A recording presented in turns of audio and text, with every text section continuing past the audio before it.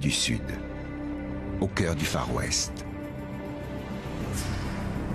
Un lieu de tous les excès où se côtoient bandits, fines gâchettes, prostituées et chercheurs d'or. Une cité destinée à disparaître dans les flammes. Remontons le temps jusqu'au premier jour de Deadwood. Il y a encore 130 ans, ce n'était que boue et crottin. Et découvrons à quoi ressemblaient les rues les plus dangereuses du Far West. Explorons le réseau labyrinthique de ces mines abandonnées pour en percer les secrets. Il se servait tout simplement d'un marteau et d'une barre à mine. Empruntons le tunnel qui finira par établir l'ordre dans une ville sans foi ni loi. Grâce aux archives et aux dernières découvertes archéologiques, nous recréerons le monde perdu de Deadwood, la cité maudite du Far West.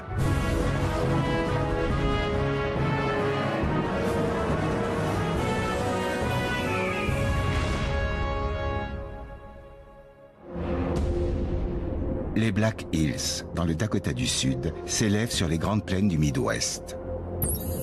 En 1874, cet écrin de verdure est un havre de paix et de sérénité. Mais la guerre gronde.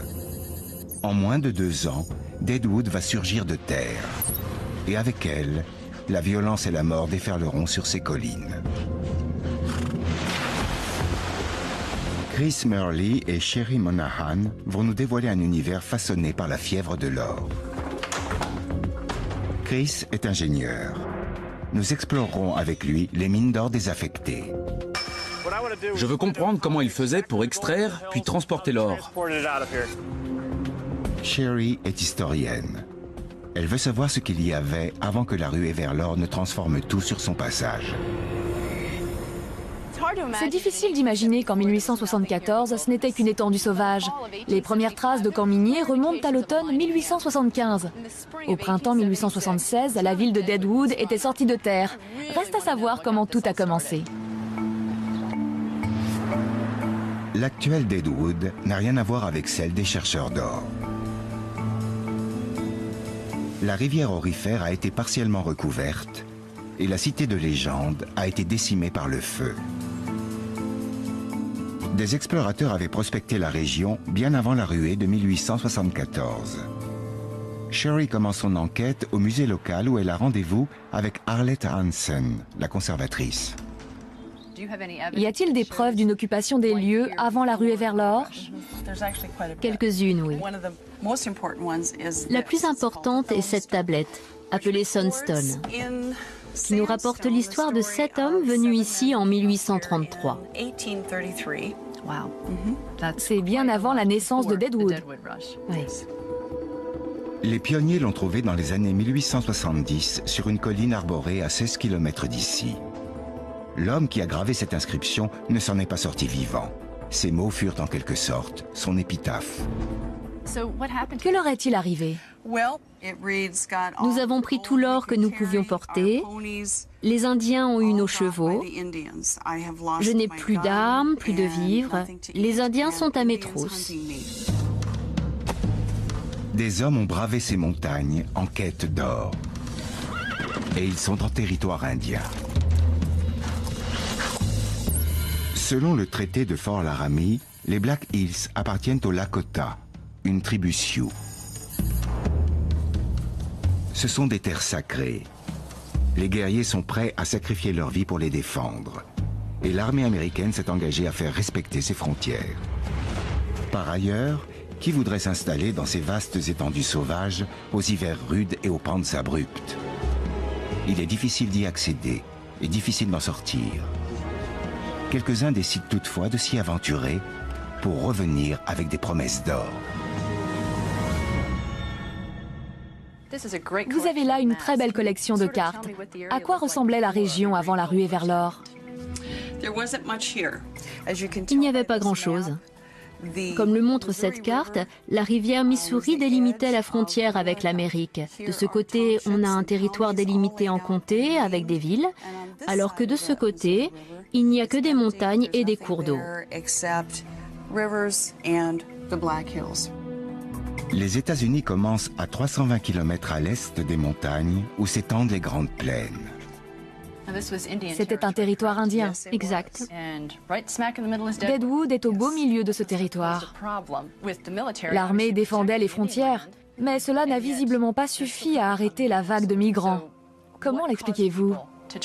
L'armée avait une position ambiguë. Au cours de l'été 1874, de nouvelles troupes s'avancent vers les Black Hills. À leur tête, le général Custer. Il n'est pas venu protéger les terres des Lakota, loin de là. Il est en mission de reconnaissance. Dans un ruisseau, à 90 km au sud de ce qui deviendra Deadwood, il découvre un gisement aurifère. Les soldats rebroussent aussitôt chemin. La rumeur se répand comme une traînée de poudre, alors que le pays est en pleine dépression économique. Et c'est la ruée vers les Black Hills.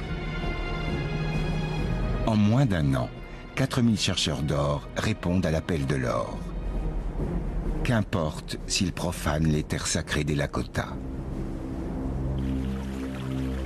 Ils établissent un camp de fortune dont on retrouvera l'agencement dans les rues de la ville actuelle.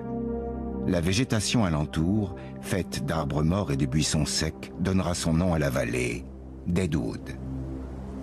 Que faisaient les gens contre les attaques des Indiens? Y avait-il quelqu'un qui protégeait ces vagues d'arrivants? Bien sûr, le général Custer est revenu En personne? pour protéger les colons des Indiens. Et cela a dégénéré en véritable guerre. Oui, avec au final la bataille de Little Big Horn. Le nombre d'intrus ne cesse d'augmenter. Les Indiens multiplient les attaques. La confrontation est inévitable. La bataille de Little Big Horn entrera dans l'histoire.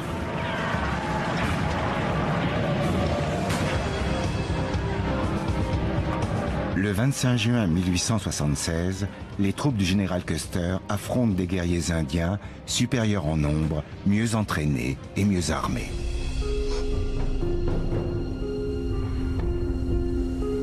Custer trouve la mort aux côtés de ses hommes. Pour les Indiens, la victoire est amère, car elle marque le début d'une guerre totale avec l'armée américaine. Avant que l'année ne soit écoulée, les Lakota sont contraints de céder le territoire des Black Hills au gouvernement fédéral. Deadwood obtient dès lors un statut officiel. Mais la route qui y mène n'est pas sans danger. Les Lakota continuent d'opérer des raids meurtriers. Cela ne suffira cependant pas à arrêter le flux des chercheurs d'or. En 1878, à 25 km à l'est de Deadwood, l'armée riposte en construisant Fort Meade. Sa position est stratégiquement choisie à la croisée de 3 chemins menant à Deadwood. Le fort se dresse au fond de la vallée, à l'ombre de Bear Butte, une montagne sacrée des Lakota. Sherry va s'entretenir avec l'historien Chuck Rambo.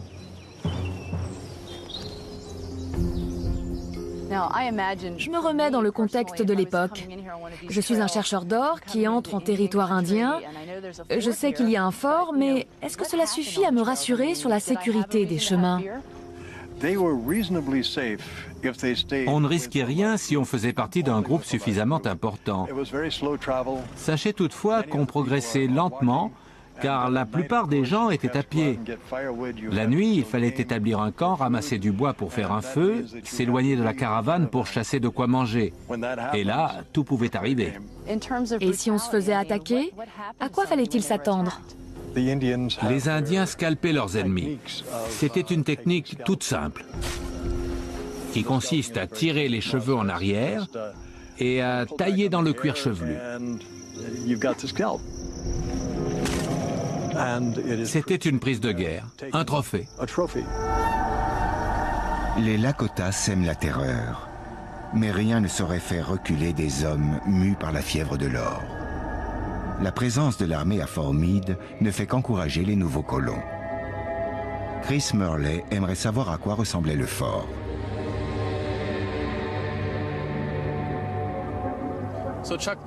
Avec ce grand espace ouvert, je n'ai pas du tout l'impression d'être dans un fort. J'imaginais un espace clos, avec des palissades et des tours de guet. Et puis on est dans la vallée, avec les montagnes qui nous surplombent. On se sent étrangement vulnérable. Dans ce périmètre, il n'y avait pas de fort à proprement parler. C'était juste un avant-poste militaire. La défense était assurée par les hommes et non par des structures de fortification.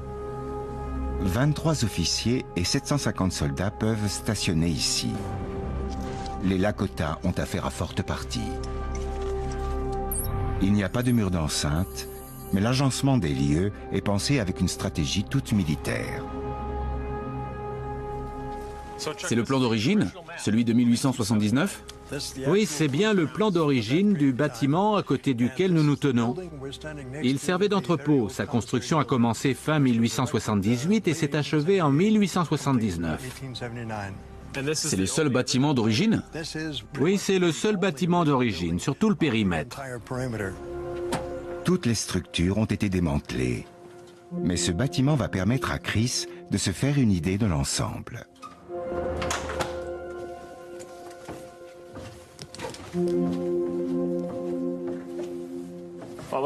C'est immense, aussi grand qu'en surface.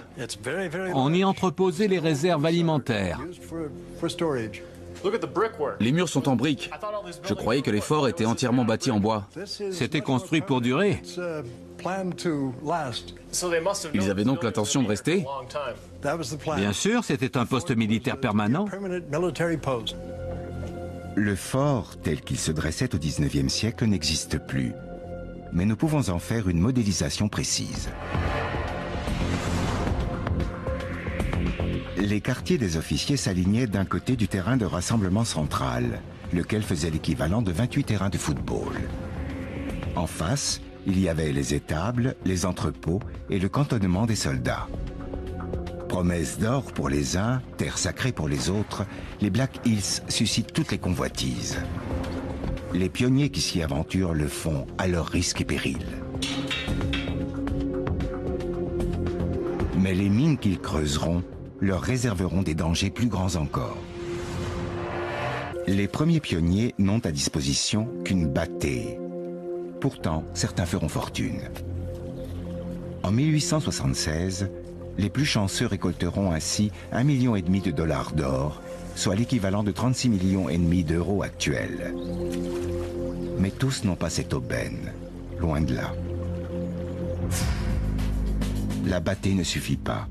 Les hommes décident de remonter à la source en fouillant les entrailles de la terre. Ils découvrent alors le plus riche filon d'or de toute l'Amérique, à 5 km à l'ouest de Deadwood.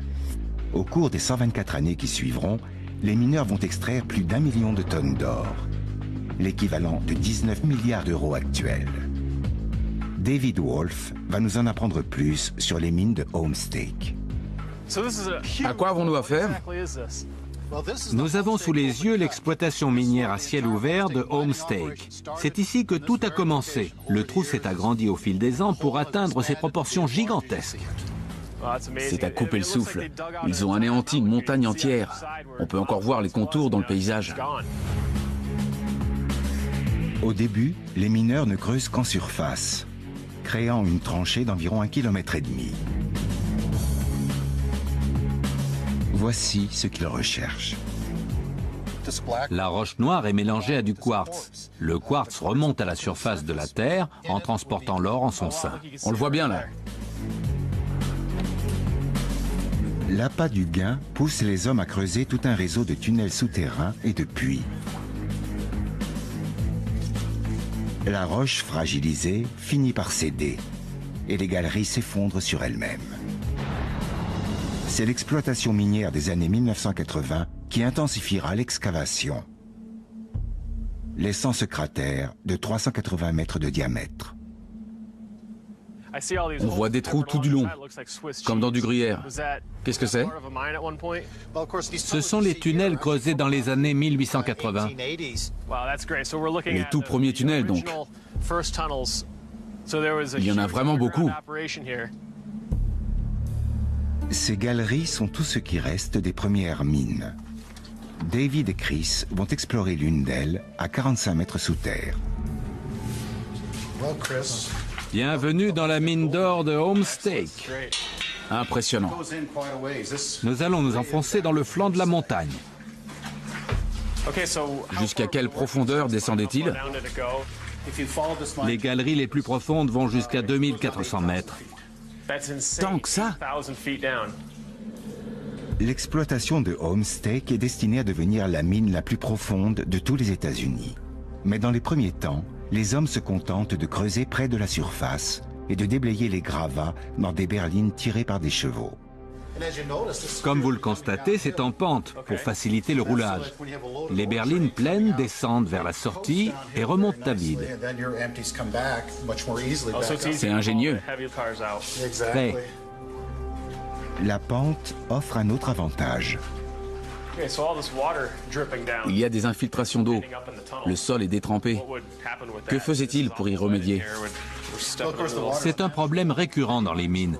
Il faut alors mettre en place un système de pompage et d'évacuation. Ici, l'eau s'écoule tout naturellement le long de la pente. Les inondations sont synonymes de mort. Dans certaines galeries plus profondes, il fallait cependant pomper l'eau, d'où ces canalisations. Les sections les plus profondes sont maintenant complètement inondées et les galeries les plus anciennes de la mine sont trop instables pour qu'on s'y aventure. Pour voir comment les mineurs procédaient à l'époque de la ruée vers l'or, David Wolf emmène Chris à Broken Boot, une mine dans les environs de Deadwood. Je reconnais le soutènement en bois que l'on voit dans toutes les mines. Cela sert à renforcer les parois de la galerie. Un éboulement et les hommes se retrouvent enterrés vivants. Ces poutres en bois sont leur seul rempart contre des milliers de tonnes de roches. Attention, Dans ces longs tunnels humides, ils se dirigent à la seule lueur des bougies. L'abattage se fait à la main. Ils se servaient tout simplement d'un marteau et d'une barre à mine qu'ils faisaient tourner d'un quart de tour à chaque coup. exact. C'est long. Question de persévérance.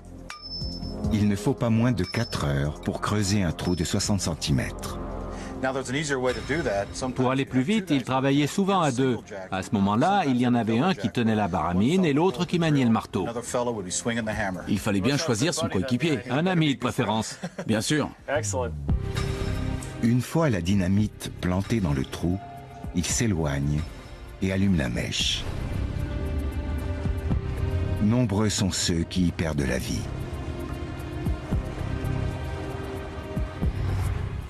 On aboutit à une immense cavité. Qu'est-ce que c'est? On appelle ça une taille. Les mineurs creusaient des galeries jusqu'à atteindre le filon d'or à exploiter. Nous sommes donc sur un chantier d'exploitation. Incroyable. 15 mètres de haut, 10 mètres de large et 55 mètres de long. Le chantier peut aussi se transformer en sépulture géante. Les parois ne risquent pas de s'effondrer? La plupart des tailles de cette importance étaient renforcées par un soutènement avec des cadres. On superposait des cubes en bois à mesure que le chantier s'agrandissait. Cela sécurisait les lieux et offrait une plateforme de travail. On achemine des poutres de 3 mètres de long et on les assemble sur place au fur et à mesure. Cette technique de soutènement a le mérite d'être très simple à mettre en place. Nous avons reconstitué le réseau de galeries souterraines de la mine de Homestake. Les tunnels s'enfonçaient à près de 250 mètres sous la terre. Les mineurs pouvaient dégager jusqu'à 900 tonnes de minerais par jour. Deadwood se trouvait alors sur les 250 km² les plus riches de la Terre. Chris veut maintenant savoir comment il faisait pour extraire l'or du minerai. Tous les bâtiments autour de la mine ont été rasés, mais il en reste de nombreux vestiges. Et ça, qu'est-ce que c'est? Ce sont des broyeurs, qu'on appelle bocards. On retrouve ce genre d'appareil dans tout l'Ouest américain. Pour extraire l'or, il fallait commencer par broyer le minerai pour dégager le précieux métal de la roche. Et c'est ce que faisaient ces machines. Ces machines gisent désormais comme des géants tombés sur le champ de bataille. Il faut compter 40 pilons par bocard. On broyait le minerai avec ces pilons d'acier de 450 kg.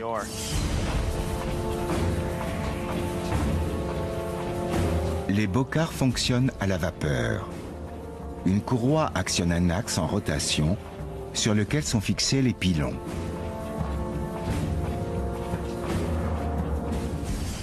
Les pilons se trouvaient à ce niveau, c'est ça? Et ça, c'est quoi? Cela servait à alimenter et réguler le flux de minerai dans le bocard. Et voici le mortier, juste sous le pilon. C'est ici même que l'on broyait le minerai d'or.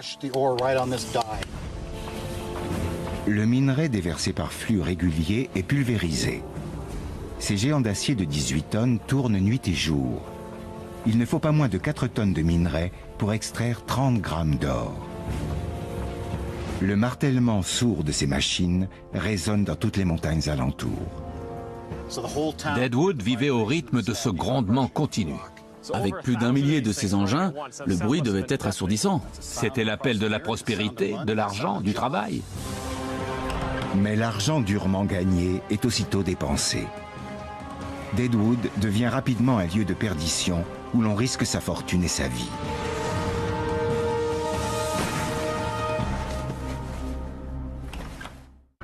Mary Kopko va nous en apprendre plus sur ce quartier sulfureux. C'est difficile de s'imaginer ces rues grouillantes de bandits patibulaires. C'était pourtant un endroit malfamé. N'oublions pas que la ville s'est érigée ici en toute illégalité. Les gens étaient de toute façon hors la loi. Un journal avait même suggéré de troquer le nom de Deadwood par Deadman, homme mort. On comptait 34 meurtres et environ 90 morts violentes pour les 2 premières années. C'est un taux de meurtre 30 fois plus élevé que dans les villes les plus dangereuses aujourd'hui. La plupart des hommes étaient armés pour pouvoir défendre leurs biens. Quand une bagarre éclatait parce qu'ils avaient bu ou pour un différend aux cartes, cela finissait souvent à un coup de pistolet.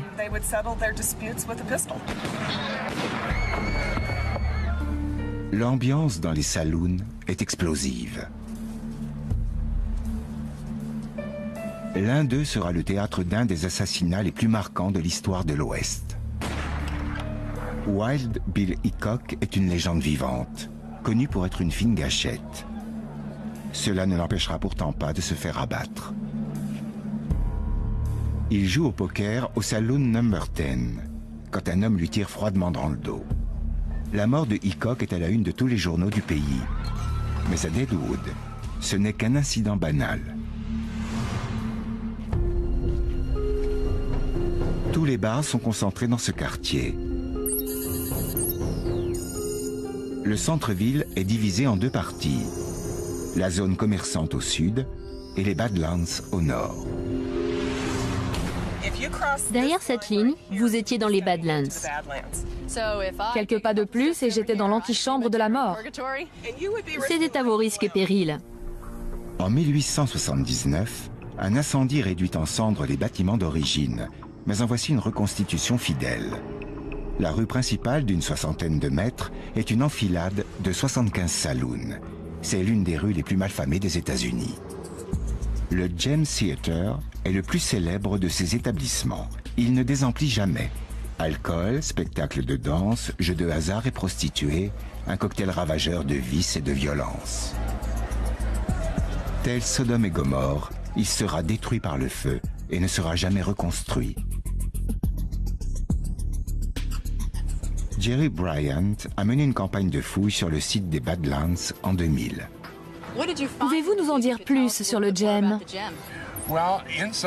Quand on passait la porte du saloon, on trouvait sur la droite un bar de 7 mètres de long. Dans le fond, c'était la salle de spectacle, avec plusieurs rangées de chaises pour les spectateurs.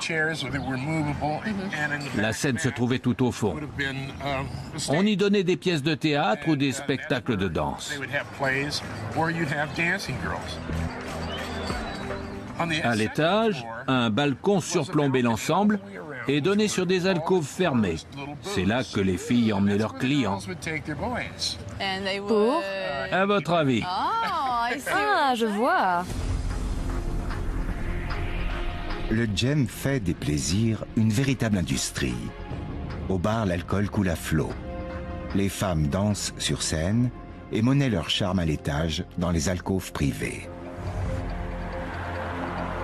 La soif de l'or draine des milliers de prospecteurs des quatre coins de la planète. La rumeur des gisements de Deadwood se répand jusqu'en Chine. Pour en savoir plus, Sherry va s'entretenir avec Chris Leatherman. Nous sommes au cœur de Deadwood. J'ai du mal à imaginer une communauté chinoise dans ces lieux. Que faisait-il là? C'était la plus grande communauté chinoise du nord des Black Hills, avec environ 140 personnes. Comment gagnaient-ils leur vie? Les Chinois ont commencé dans les mines, mais ils se sont très vite reconvertis dans la restauration et la blanchisserie. Ils vivaient des mineurs, pour ainsi dire. Oui, et ils s'en sortaient plutôt bien. Un blanchisseur gagne plus d'argent par jour qu'un mineur moyen. Beaucoup d'établissements se doublent d'une maison close ou d'une fumerie d'opium. Selon la carte, le quartier chinois se trouvait à la limite de Deadwood, en périphérie de la ville. Le centre du quartier chinois est à une centaine de mètres d'ici. Le quartier chinois, qui s'étendait à l'extrémité nord de Deadwood, a été entièrement détruit. Aujourd'hui, c'est un parking. Des archéologues fouillent le site entre 2003 et 2005.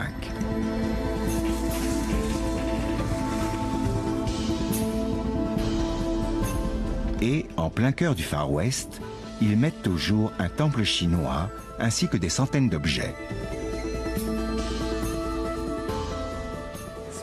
Je vais vous montrer l'une de nos plus belles découvertes, trouvée non pas dans le temple, mais sur le site. C'est excitant. Cela servait à chauffer le thé ou l'alcool. C'est le seul objet de vaissellerie de ce genre que l'on ait découvert. Ce devait être un objet cérémonial, utilisé par toute la communauté. Érigé à flanc de montagne, le temple chinois est le point de convergence du quartier chinois.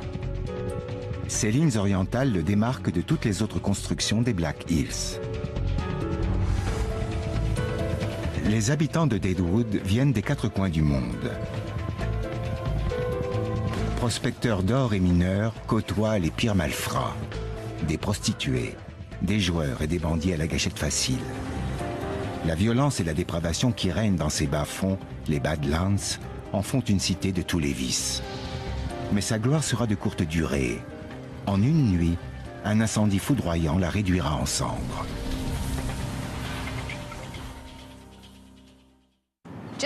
Quelle a été l'ampleur de cet incendie? Jusqu'où s'est-il étendu? Ce fut un incendie dévastateur. Il s'est propagé dans le quartier commerçant et l'a entièrement rasé. Il faut dire que les bâtiments étaient en bois. Le feu est parti de Sherman Street, au sud du quartier commerçant. Il a fini par gagner la quincaillerie où était entreposée la dynamite. L'explosion a embrasé toute la ville. Elle a tout englouti. Les flammes prennent le quartier nord d'assaut, détruisant au passage 300 commerces. Les Badlands n'y survivront pas. 2000 personnes se retrouvent sans toit. Elles se réfugient sur cette colline et regardent leurs biens partir en fumée. Imaginons que je fasse partie des plus démunis. J'ai mis tous mes espoirs, tout mon argent et mes rêves dans cette ville. Et voilà qu'elle se désintègre sous mes yeux. Que vais-je devenir? L'événement est catastrophique, mais les gens n'ont pas baissé les bras pour autant. Ils se sont attelés à la reconstruction de la ville. 4 heures seulement après l'extinction des flammes, ils fouillaient les décombres pour récolter de la poussière d'or et financer les travaux. Une partie des bâtiments de la rue principale que l'on voit aujourd'hui date de 1879.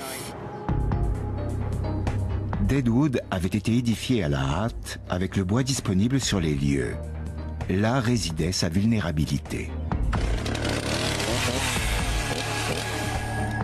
Chris visite un chantier de bois d'œuvre pour essayer de comprendre comment Deadwood est sorti de terre.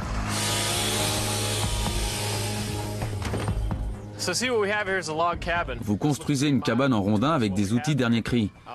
Comment les hommes procédaient-ils à la fin du XVIIIe siècle? Ils débitaient des rondins plus petits. Tout se passait manuellement à l'époque. Les rondins devaient faire à peu près ce diamètre. Vous voyez la différence? Et puis leur cabane n'était pas très haute. Nous élevons les plafonds à 2,40 m, 2,70 m, voire 3 mètres. Eux s'arrêtaient à taille d'homme. Il fallait parfois se baisser pour passer le pas de la porte. Les gens ne faisaient que s'y reposer avant de redescendre dans la mine? Exact. Si les gens tenaient dedans, c'était suffisant. Les collines boisées offrent la matière première à profusion. Ces cabanes en rondins sont solides et simples à ériger. Elles protègent des hivers rigoureux et des attaques indiennes. Le traitement des rondins a peu changé au fil des siècles. Voilà ce qu'on utilisait pour enlever l'écorce. C'est une tâche familière pour Chris, qui a travaillé à la restauration des boisages de mines désaffectées. Vous voulez essayer? C'est un peu différent de ce que j'utilise en général, mais le principe est le même. Donc il faut enlever l'écorce pour éviter que le bois ne pourrisse. Les pionniers ne se donnaient pas toujours cette peine. Pourtant ça marche bien. Comme la ville se développe, des scieries vont s'implanter. Les rondins sont alors débités en planches, ce qui permet d'accélérer le rythme des constructions. Les premiers bâtiments édifiés après le grand incendie sont encore en bois, comme en témoignent ces bâtisses. Ce sont des bâtiments de 1879. Nous sommes devant le premier bâtiment construit après l'incendie. Celui d'à côté date de la même époque. Ils sont encore tous les deux en bois.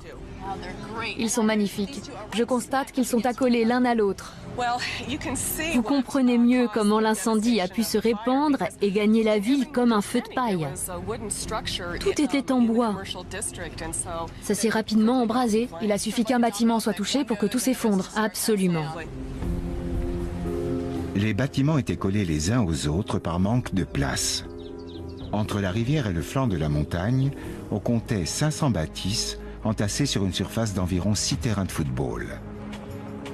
Grâce à toutes ces données, nous avons reconstitué Deadwood telle qu'elle était avant l'incendie de 1879. La rue principale était bordée de bâtiments en bois et de cabanes en rondins. De simples planches faisaient office de trottoir. Les habitants tirèrent une leçon de l'incendie. Dès qu'ils le pourront, ils construiront désormais en briques et en pierre. Est-ce le genre d'immeuble que l'on construisait après l'incendie? Oui. Ce bâtiment a d'ailleurs été baptisé Phoenix parce qu'il s'est littéralement relevé de ses cendres. Les briques étaient-elles de fabrication locale? Oui. Une fabrique de briques s'est implantée dans la ville après l'incendie. C'était plus facile et plus sûr de construire en dur. Exact. Ils se sont adaptés. En à peine plus d'une décennie, le paysage de Deadwood subit des transformations radicales. Les cabanes en rondins et les tentes des premiers pionniers ont été érigées en pleine nature.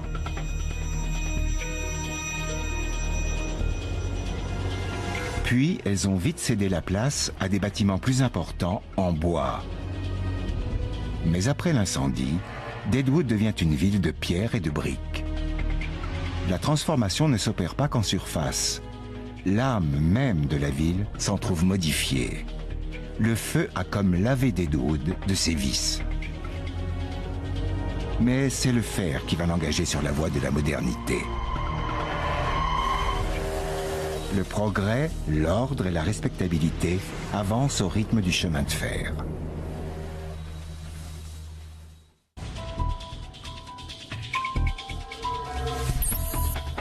Quand les premiers prospecteurs arrivent à Deadwood, la station de train la plus proche se trouve à 320 km, au fort Pierre.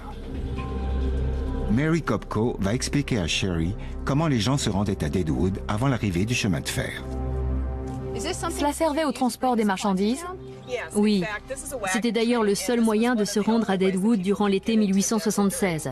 Le chemin était difficile. Il fallait gravir la montagne avant de redescendre dans le ravin. Avec ces chariots pleins de marchandises, ce devait être risqué.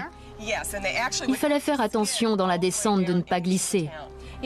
Quand je pense que les habitants de Deadwood dépendaient entièrement de ce type de transport pour se ravitailler, il fallait également acheminer l'équipement minier qui était très lourd. Le transport coûtait une fortune. Ces chariots continueront à transporter les marchandises, tandis que les gens finiront par leur préférer les diligences.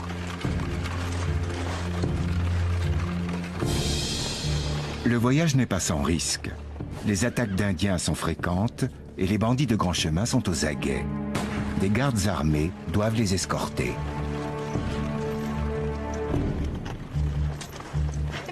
Escorter ces diligences n'était pas un métier facile.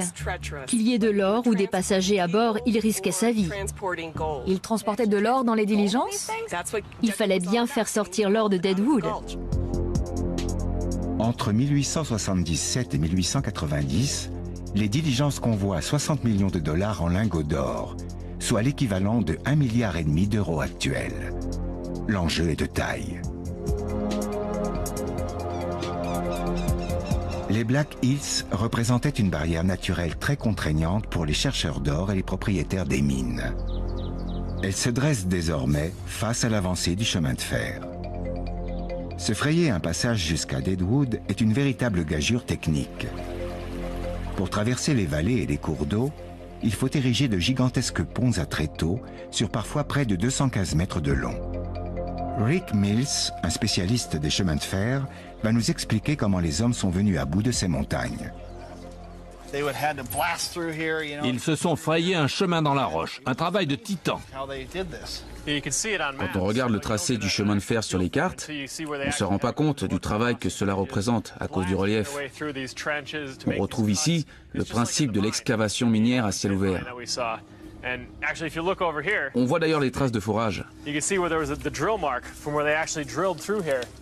Ils bourraient le trou d'explosifs et ensuite ils faisaient sauter la roche. La technologie minière est mise à contribution. Mais cette fois, l'or n'est pas dans la roche, il est sur les rails. Celui qui contrôle le chemin de fer contrôle l'or. En 1890, la compétition fait rage entre deux compagnies ferroviaires rivales. L'une se trouve à Whitewood, l'autre à Edgemont. Toutes deux convoitent Deadwood et ses richesses.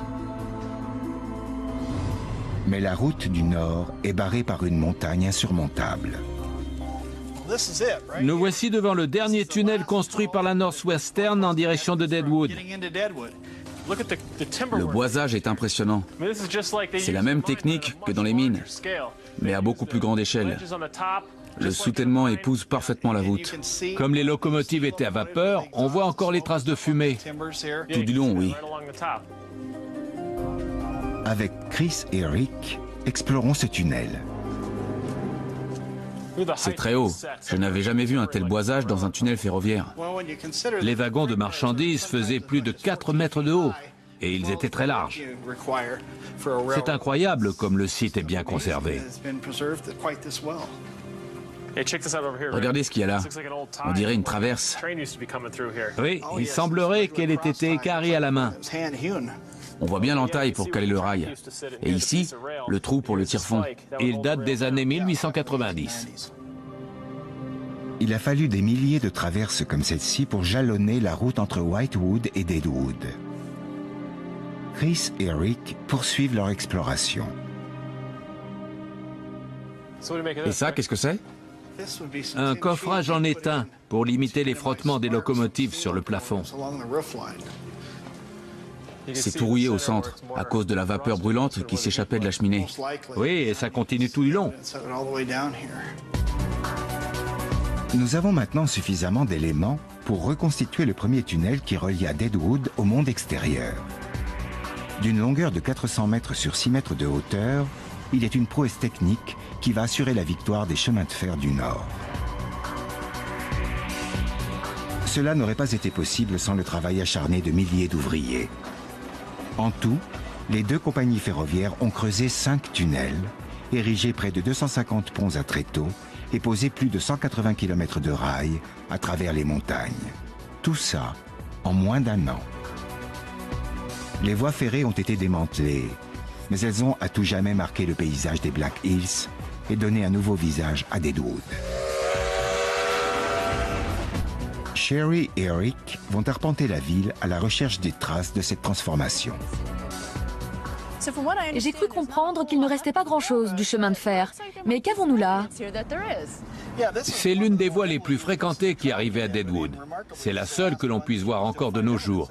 La chaussée a été recouverte de bitume en 1983, mais ils ont laissé ses rails visibles. C'est comme si le passé nous faisait un clin d'œil. Pour ne pas tomber dans l'oubli. La première gare de voyageurs existe toujours. Nous sommes sur le quai. Qu'y avait-il devant nous? La voie principale arrivait de Whitewood sur notre droite et rejoignait les rails que nous avons vus. Nous avons donc ici la voie principale. De l'autre côté, une voie secondaire et une autre encore par là.